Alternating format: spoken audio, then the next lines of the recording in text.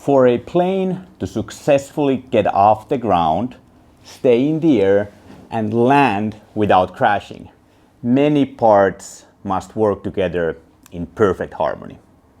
Numerous small parts might look insignificant, but the plane would be straight up unuseful without them. Some parts are then more central to the plane and its very form of existing, like wings. The same goes with the SMB's branding, marketing, and sales operations.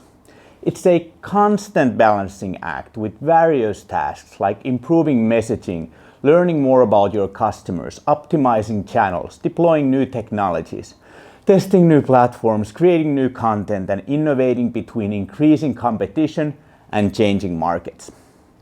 But some parts of your branding, marketing, and sales operations carry the heavy weight, so the rest of the activities can have the best possible premise for giving their best support to the winning team.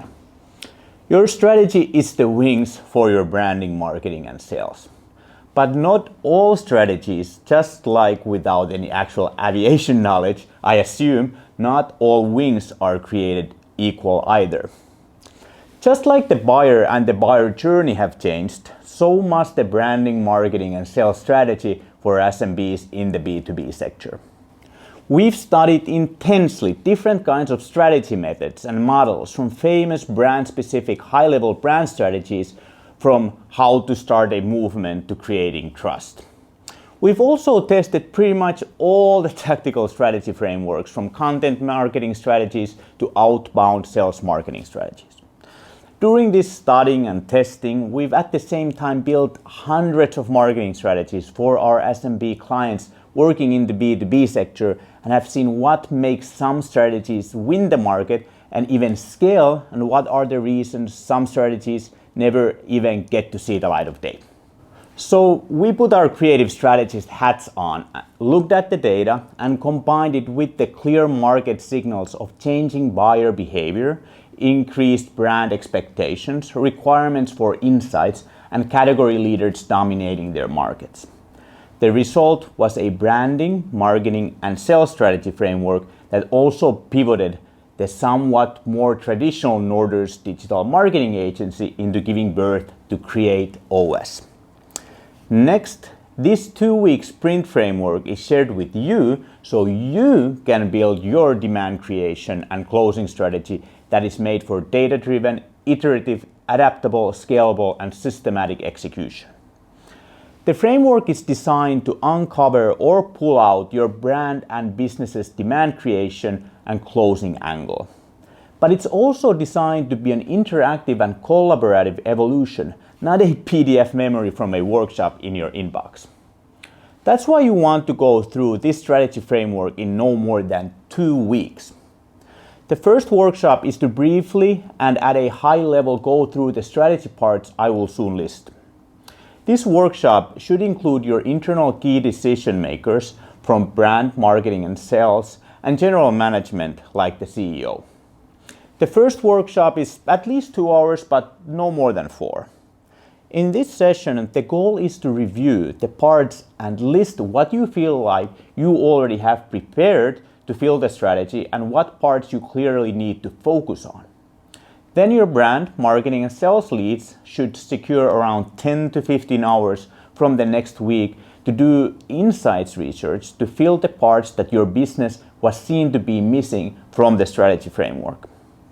This insights research comes in 2 shapes. The first shape is to do your Googling, read blogs and studies, and watch YouTube videos on different topics from the strategy framework that you define with your team that your business was missing to complete the strategy. See how your competition is doing, how they're going about these things. Also look closely at successful brands from other industries that you can pull inspiration and direct tools. The second shape is interviewing clients. So try to organize at least 3 one-hour calls with different kinds of customers, potential, existing, and old. You want to focus on 3 questions: their current business problems related to your industry, their current tasks and goals related to your industry, and how they find and choose the solution to these or decide not to solve them. Then use these discussions to brainstorm your own insights to fill the strategy.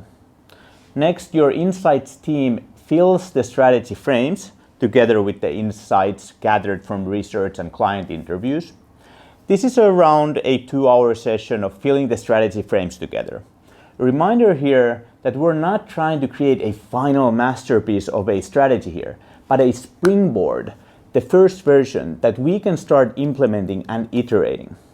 The second, another from a 2 to 4 hour workshop, brings together the same gang you had on the first one. Now you go through the fill strategy frames and improve it on the go. For many companies, the CEO is only present in the workshops, not the insights research phase. The second workshop by design should be a bit more lively, including debates, disagreements, critical thinking, and challenging feedback. The goal here is to test, explore, and shake down the strategy as much as possible to remove anything that's not fit for the demand creation and closing transformation the strategy is designed to serve. After the second workshop, a last minor session for adapting the decisions from the second workshop might still take place, but now it's time to turn the strategy into a game plan, or branding, marketing, and sales plan in the case of Creative OS. But before we get into the plan stage of things, let's review the 11 parts of the strategy framework. Remember, your goal in the strategy phase is not to create a final masterpiece of innovative and clever presentation. Your goal is to shoot your best shot and move into execution so you can start iterating and improving the strategy based on actual real-world data from your market. As seen here, the strategy deck is not a long business plan, but a very brief board. So choose and use your words wisely, since you don't have much space to play around with. It starts with 1, business. The strategy starts with your business basics. What are your goals and objectives? What is your purpose, aka the reason you exist? And what do you want to tell the world, meaning how do you briefly explain your business? Second is the demand creation. This is already in the deep end now. The demand creation part is where this framework's uniqueness and true magic lie. Here, we map out how the market and its current solutions are broken. We answer what is the new way the future is, can or will be like. What change took us from the old way to the new way? What new pains do this old or current broken way and the change create for the customer? What must the customer do to avoid and solve those pains? What is the journey to get from the old to the new, to solve new problems and get the jobs done? What does the future look like once we're living the new way? Then we move into helping the customer. What is the actual easiest solution to getting to the dreamland? What kind of worldview and values are required to get to the dreamland? And finally, why are you the best solution to take your customer there? Third is the value prop. The demand creation stage leads us to this stage. A very important part right here. Now we define your vision, so why must you deliver this message and solution? We go through the well-targeted niche, unique position in the market, detailed offers, and how the value you provide can be measured. Next is your product. This part just with 1 slide. So let's keep this very simple at this stage. Then it's your workspace. This is where and with what technology the work happens. This is not directly customer related, but once we map out what tools, products, and services we use to deliver value internally and externally, we can supercharge our communication and production capabilities. Then it's brand, which is in my opinion the most overrated aspect of a business. Visual identity, don't get me wrong, it's important and I love a good visual brand just as much as the next person. But we SMB entrepreneurs tend to overthink it a bit. At this stage, we review our logo, colors, fonts, icons, photography, presentation decks, and even the good old business card designs to see how they match our demand creation ambitions and make a list of what needs to be created or updated.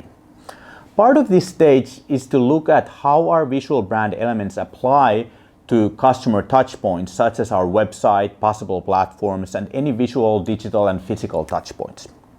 And now, please pay attention. We do not only focus here on the company brand. You thought so, didn't you? We also carefully identify and review one or more personal brands. Who are they? What their visual styles are? Remember, winning brands lead with strong personal brands. No way around it. The good final brand exercise here is to list brands that inspire us. They can be from any industry and even era.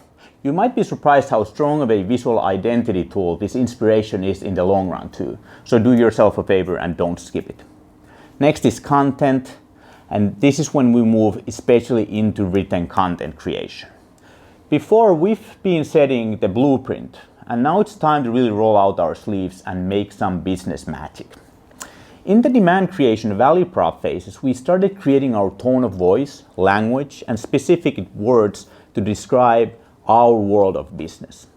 Next, we take that unique language or ours that positions us to create and close demand and build a pillar piece of value providing master content with.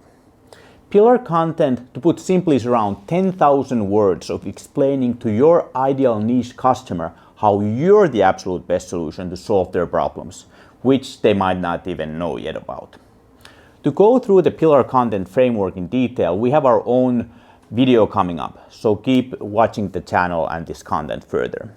But the basic concept is that we write this structured piece of content pillar that then scales into blogs, ebooks, podcasts, newsletters, customer stories, employer branding communication, YouTube videos, LinkedIn posts, tweets, and even event flyers.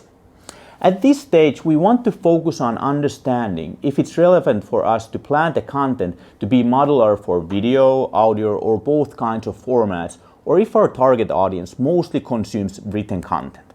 Or perhaps we need to plan our content to fit into TikTok or to be vocally delivered in keynote speeches. Part of creating value-providing content is to understand and list and answer all of the possible kinds of questions our customers might have about our business, products, and services. Then it's the channels. So simply here, list the channels where the content will be delivered. Which is our main channel? What are our external channels, such as social media channels and newsletters?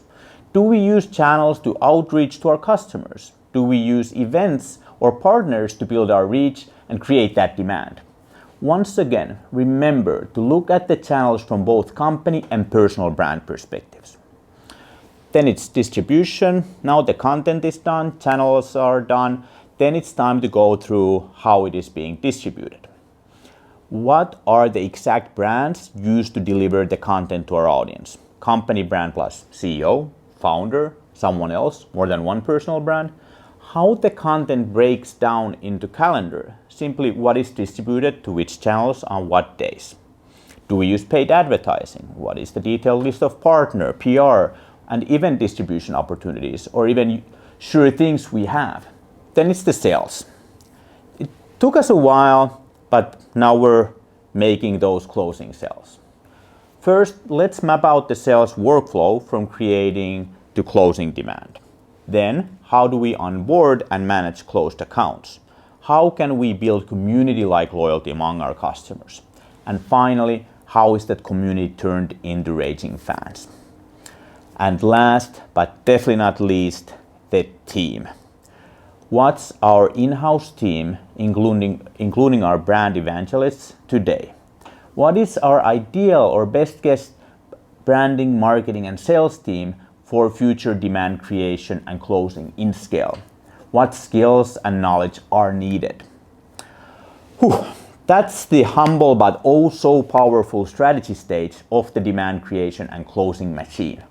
We know there's a lot there. Some of the parts you're familiar with, and some of the parts got you thinking if you were reading English even in the first place.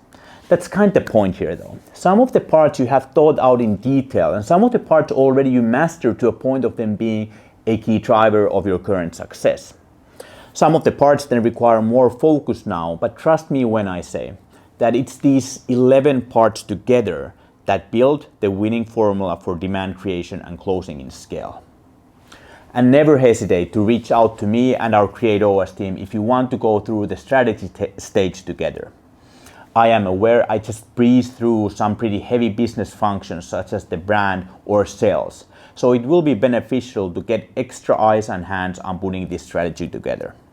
But at the same time, I repeat once again, we're not here to build the greatest McKinsey strategy document ever done, but to put the first draft in place and get it into the front lines. That's where the real learning will take place, and we can start polishing the strategy based on actual customer feedback and real-time data. My name is Joonas Kylliäinen. I am a father, an aspiring athlete, the CEO and co-founder of Norders Creative Agency, and the creator of the CreateOS, the first demand creation and closing platform as a service for startups and small teams. Thank you so much for watching.